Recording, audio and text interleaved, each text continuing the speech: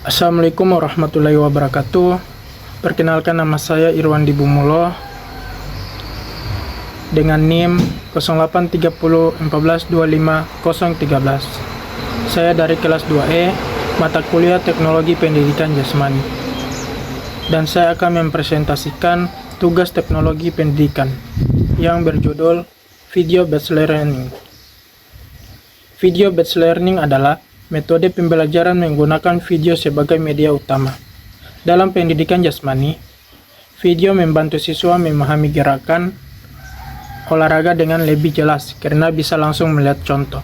Contohnya seperti video teknik sepak bola, senam, atau latihan kebugaran. Kelebihannya adalah menarik, mudah dipahami, dan bisa diputar ulang. Tapi kekurangannya membutuhkan internet dan perangkat. Jadi, video based learning sangat efektif digunakan dalam pembelajaran pendidikan jasmani. Itulah presentasi dari saya. Selanjutnya akan dilanjutkan oleh teman saya. Assalamualaikum warahmatullahi wabarakatuh. Assalamualaikum warahmatullahi wabarakatuh. Saya dari kelompok 4. Di sini saya atas nama Muhammad Arsan Pratama, NIM 08301425 039. Saya di sini akan menjelaskan motion analysis dan slow motion dalam konten video pendidikan jasmani. Yang pertama, motion analysis. Ini adalah proses pembelajari, mengukur dan mengevaluasi pola gerakan tubuh secara detail. Tujuannya bukan hanya melihat bagaimana gerakan dilakukan, tetapi seberapa benar dan seberapa efisien gerakan tersebut. Manfaat dalam pendidikan jasmani: identifikasi kesalahan teknik, melihat bagian tubuh mana yang posisinya kurang tepat, misal lutut kurang ditekuk saat lari, atau sikap tangan salah saat memukul. Biomekanika: memahami prinsip fisika dalam olahraga, gaya keseimbangan, kecepatan, dan koordinasi. Perbaikan postur: mencegah cedera dengan memastikan gerakan dilakukan sesuai anatomi tubuh yang benar. Evaluasi prestasi: membandingkan gerakan siswa dengan model gerakan yang ideal, modeling. Cara penerapannya: menggunakan software analisis gerakan seperti Kinovea, Dersin, atau fitur bawaan kamera sport. Mengukur sudut sandi, kecepatan langkah atau waktu tempuh. Memberikan umpan balik langsung kepada siswa. Yang kedua, slow motion, gerakan lambat. Ini adalah teknik pemutaran video dengan kecepatan lebih rendah dari kecepatan aslinya. Manfaat dalam pendidikan jasmani: melihat detail yang terlewat. Gerakan olahraga seringkali sangat cepat, misal servis bulu tangkis, tendangan, atau lompat jauh. Dengan slow motion, fase-fase penting menjadi jelas terlihat. Memahami fase gerakan, memisahkan gerakan menjadi tahapan awalan, pelaksanaan, dan akhiran.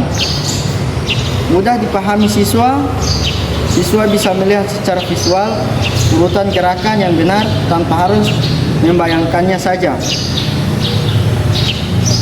Sekian dari saya. Assalamualaikum warahmatullahi wabarakatuh. Baik, saya atas nama Ramadwi Putra dengan NIM 1425090 akan melanjutkan materi. Baik, apa itu wearable teknologi? Ini adalah perangkat elektronik yang dirancang untuk dikenakan pada tubuh, baik sebagai aksesoris, pakaian, maupun implan. Perangkat ini dilengkapi dengan sensor canggih yang mikroprosesor yang dapat mengumpulkan, memproses, dan mengirimkan data. Bentuk umumnya smartwatch, jam tangan pintar, fitness band, atau tracker.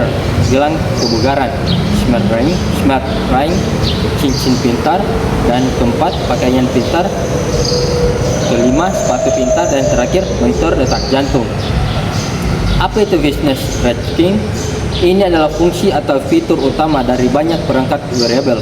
Proses ini melibatkan pencatatan dan analisis data mengenai aktivitas fisik, pola tidur, dan kondisi fisiologis tubuh seseorang. Data yang biasanya dilacak: yang pertama, jumlah langkah dan jarak tempuh, detak jantung, kalori yang terbakar, kualitas dan durasi tidur, tingkat stres, kadar oksigen dalam darah, dan yang terakhir, pola pernapasan. Bagaimana cara kerjanya? Perangkat ini menggunakan berbagai sensor untuk mendeteksi perubahan pada tubuh. Yang pertama, akselerometer atau mendeteksi gerakan dan langkah. Yang kedua, giroskope, mengetahui orientasi dan posisi tubuh.